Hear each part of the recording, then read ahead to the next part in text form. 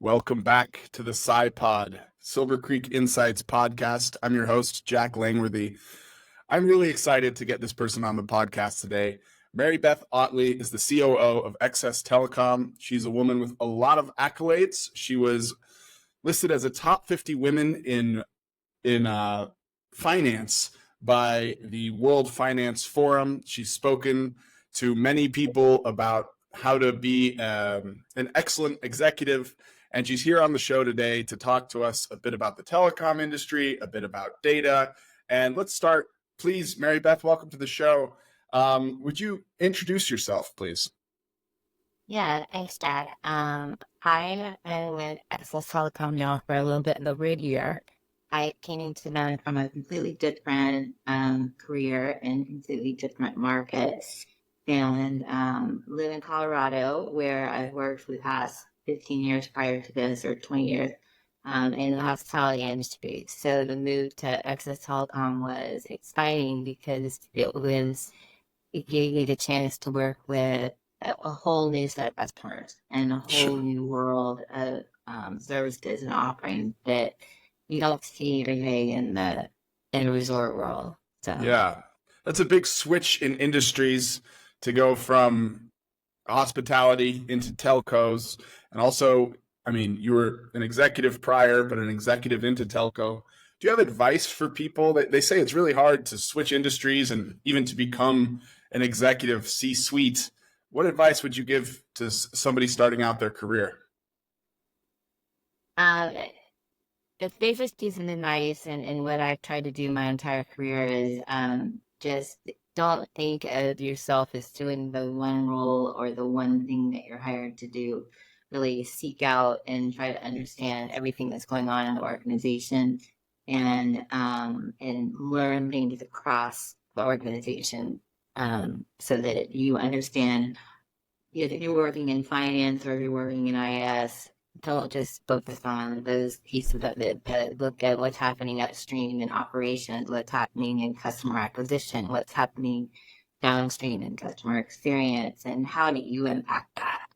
And when you provide that kind of support across an organization, very quickly you get noticed and people will start to ask you and you become the expert, and that's how you start to move into these bigger roles. I like that answer. You almost become an executive immediately and then get noticed for having that much ownership across the Yeah. organization. Yeah, And good advice. it's fun to understand how it all works together and not Yeah, dispute it, but understand it holistically. I agree. It is fun. Like what we work on in our businesses defines a lot about our Like life. that. And so what was it that attracted you to Exos Telecom? Sorry, about just a second on my end. Internet in Africa. We need a little bit of assistance with high speed internet. If you guys could assist there. What was it that attracted you to Excess Telco? Um, I like so Express Telecom was the largest privately held company as a service provider for the Portable Connectivity Program, Hmm. which the Portable Connectivity Program provides internet to lower and middle income households across the United States. And so right away, that was really interesting to me that there was this program out there that I actually didn't know very much about when I just, when I started exploring this opportunity. But as I learned more about it, there is not just the Affordable Connectivity Program, but there's a Lifeline program as well, which also helps these lower income households so that they can operate in a digital world. I mean, everything that we do is either online or on the phone. We're no longer just, mail your resume in or fax your resume in. It's all done through the internet. And so it's being the smallest children going to school and they can't go into the school itself because of the snow day or because of the pandemic or people having to work remotely because of emergency or because of some sort of, weather incidents or something. Being able to provide that and connect people with that was really exciting to learn. And the other thing that really attracted me, at least to Access Telecom, is just the talent that is in this industry and that understands this industry and really works with these customers.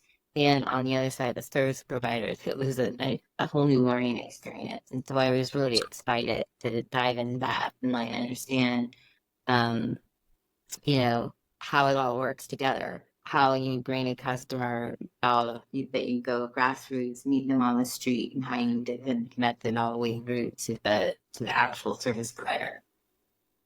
Yeah, that's the way that telcos have changed humanity's lives, by and large for the best. Like we can put aside how addicted we all are to our phones now, but like I watched from Tanzania, even though I'm from Colorado as well and Los Angeles. I've seen in East African food security just how important it is if you want to coordinate getting food to market. Once you have those telcos there and people are able to get online, start communicating, it's changed the way the World Food Programs works. It's changed, it's made people bankable in emerging markets that were never able to get finance before. Mobile money is a big thing out here.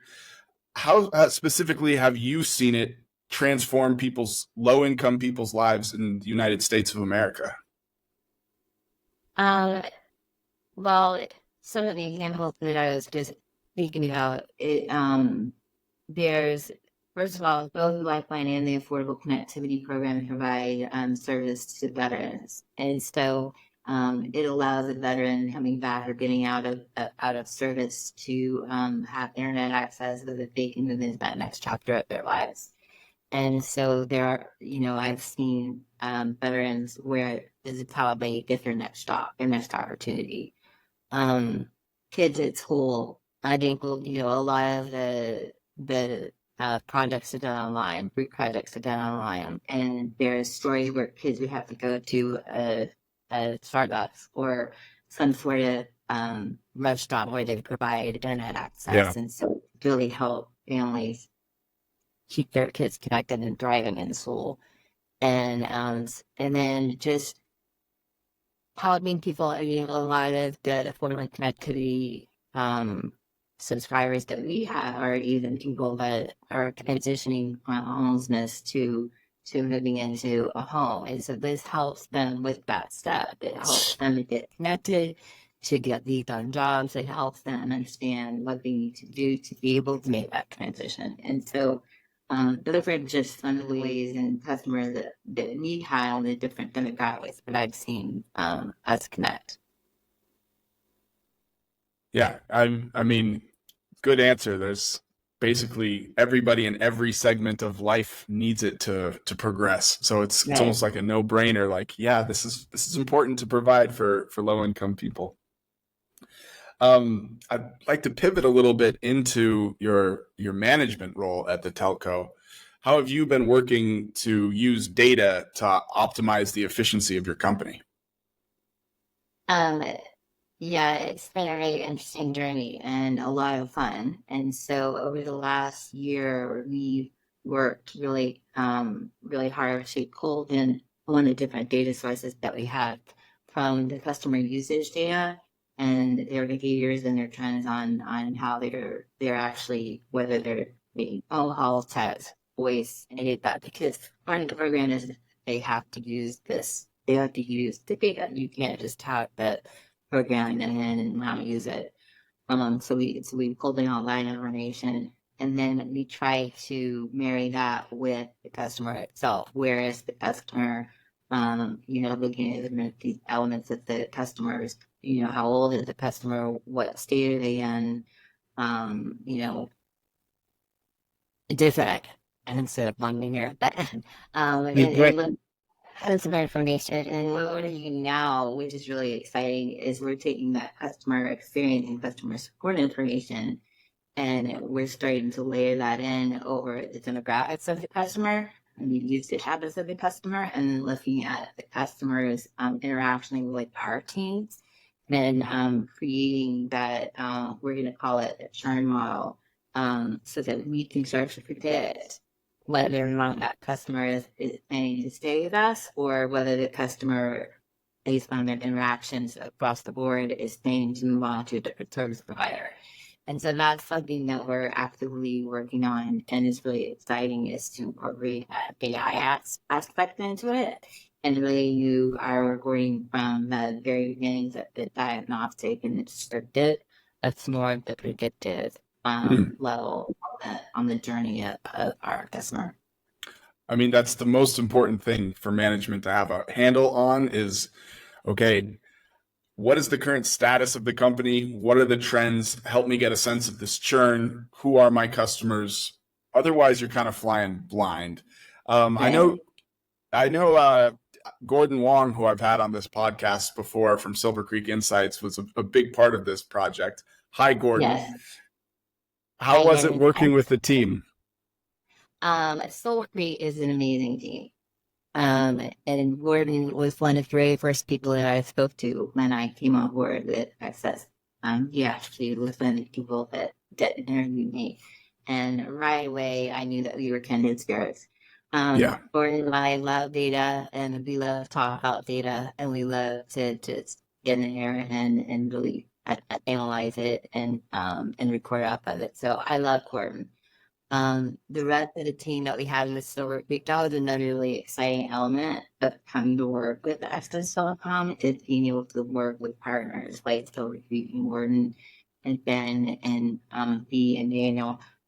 They each on their own have such an incredibly breadth of experience and data and how we use it today, where what we'll call data transformation.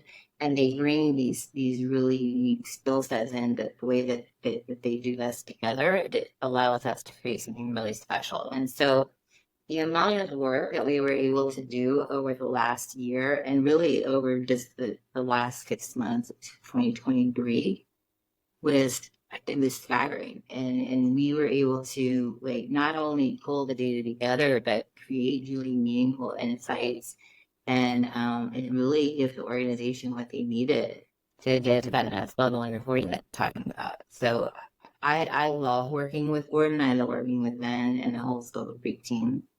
It's a lot of fun. I know. I'm so happy you feel the same way. I think we're kindred spirits as well. Really special people there. Like, the thing about data is it's very dry, right? It can be boring numbers, but if you're able, it's just not boring. When you're there with Gordon and Ben and Daniel, it's not boring. This is telling you something. There's a signal here, and that signal is so important to you running your company. Like, I really think there's a human component to at least interpreting the information we receive. So absolutely, and they really ask the right questions. Gordon, that's one of his strong suits. Is really able to kind of sit back and listen to what people posted, and then from that, ask, well, what's the problem we're really trying to solve here, and then pulling that information out of the data. So it's you can geek out on it all day long. It's a lot of fun. Oh, that's great. So that segues a little bit into the you were talking about the role that AI might be able to play for predicting your churn at Access Telco. How do you see artificial intelligence impacting your industry? In really good ways, because there's a lot of roles and a lot of tasks that are still very manual. Customer outreach is still very manual, obviously, and when a customer comes to us, it's still a very manual process. It's contacting that person on the phone. And so we're looking at ways that we can serve up more information, whether it's through, chat, whether it's through knowledge bases along with the chat bot, things like that, to make the customer experience better. Because you don't want people sitting on hold for 5, 10, 15 minutes. You want them to be able to get the answer and then move on. Especially in today's society, nobody wants to sit there and wait. And so that's one way in which we're looking at leveraging some of the machine learning and AI out there In addition to that, like I said, we're looking at how do we take all of this information that we have and make meaningful decisions off of it. And that's the other way in which we're looking at incorporating AI. So understanding, when the customer does reach out to us and giving their responses different ratings and different interpretations, whether it's a positive or a negative, and then how does that overlay? The call of this is to make everything easier for our customers so they Yeah. get what they want when they need it. And that's really what our focus is right now, and to is that next step. Interesting. I guess it always is just about, do we give these customers a good experience? Crazy back end behind it to figure out how you handle all that. But Right. I like how you put it. Yeah, and the part and then it has to in the background, except for that anything that's going on in the background, but there's a lot of work being done. So AI can only help with that and make everybody more efficient. And then that gives the people that are working with the AI the ability to really step back and look at the data, and it's more proactive and less reactionary. It's exciting work. It's like an honor to talk to you tonight, and I really appreciate you making the time to share with our SciPod community about your experience. That's great. It's fun.